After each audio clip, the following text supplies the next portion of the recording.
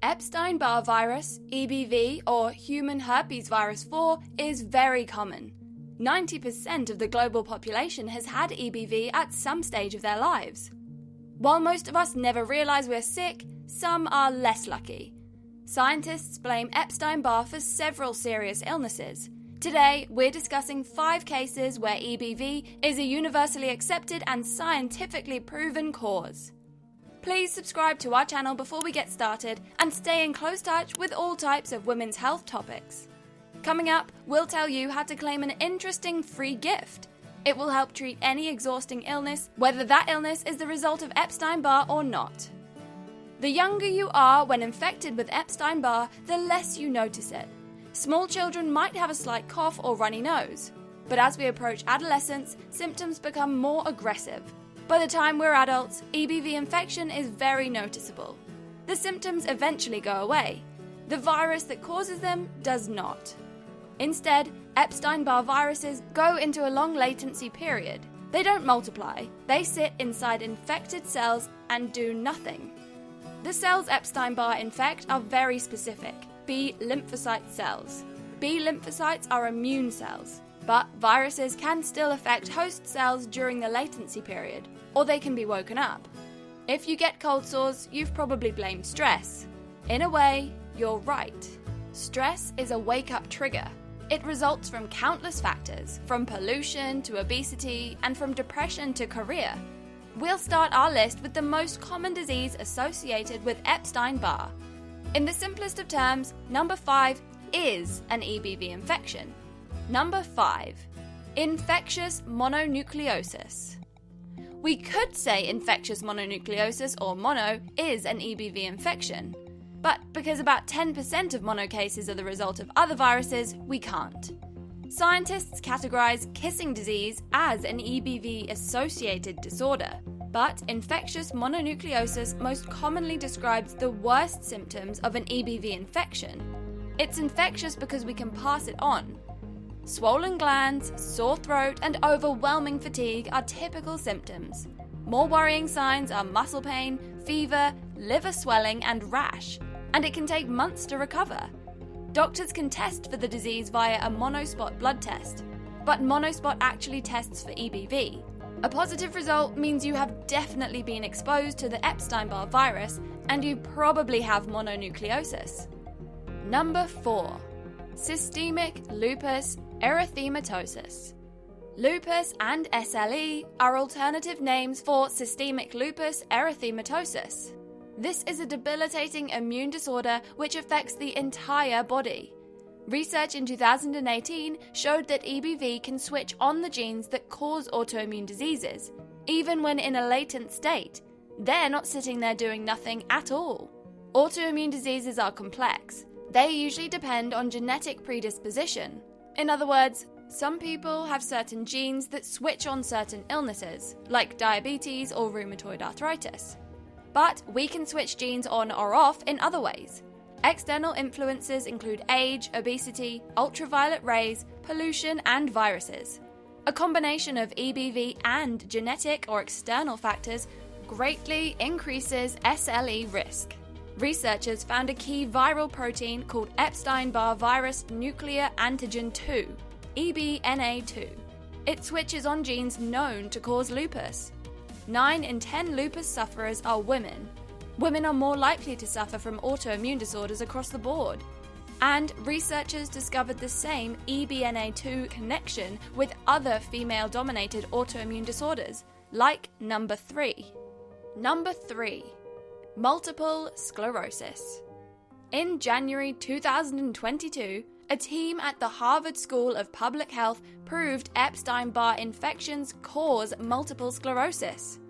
In the records of 10 million military personnel, close to 1,000 were diagnosed with multiple sclerosis during service years. The risk of MS is low, but that risk climbs an incredible 32 times with EBV.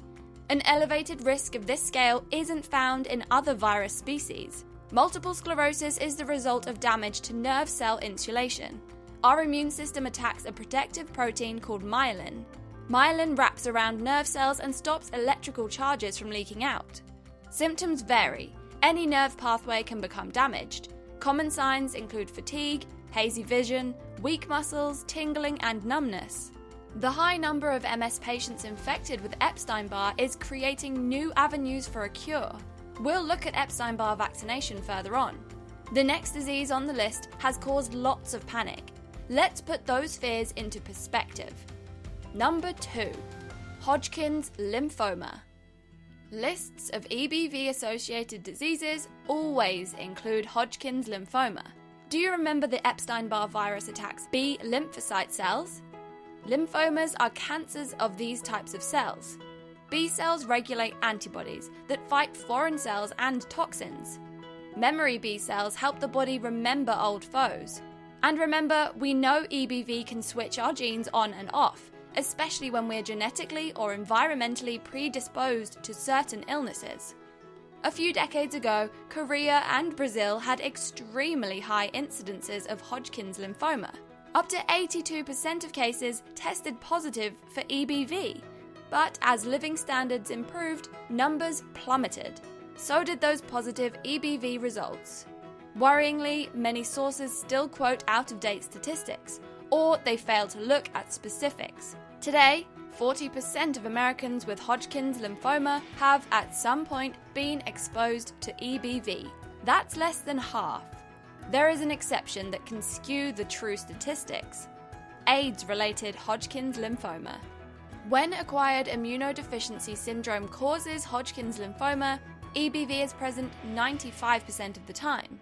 That makes sense, as EBV attacks B cells, and B cells cancers are lymphomas. If you don't suffer from an autoimmune disorder, it is much less likely that Hodgkin's disease is caused by Epstein-Barr. All EBV-associated cancers are rare. The rare cancer most linked to EBV gets top position. Before we find out what it is, collect your free Women's Wellness gift. Open the description and click the link. We'll send you a copy of 25 energy-boosting superfoods for women, a volume packed with in-depth info about nutrient-dense menu options. Might nutrients help or worsen EBV-associated disease? Let's see. Number 1. Nasopharyngeal carcinoma. The wrong foods increase the risk of nasopharyngeal cancer, or cancer of the nose and throat. In 2015, Italian hospitals looked at the eating habits of nasopharyngeal carcinoma patients. No one had done this before. They realized diets rich in animal products, starch, and fats are strongly linked to nasopharyngeal cancer. Other studies show high vegetable and low meat diets lower nasopharyngeal cancer risk. Actually, this applies to most cancers. But for nasopharyngeal cancer, Epstein-Barr is nearly always to blame.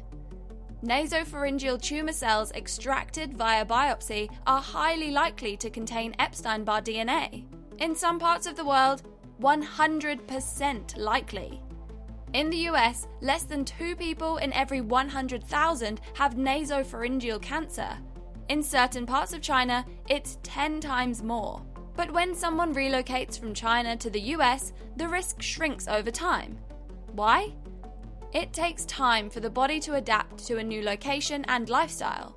It takes time for the body to remove toxins and pollutants. It takes time for the body to heal and repair. And it takes time for genes to get back to a natural on and off rhythm. But most importantly, it can be done. There's more hope on the horizon.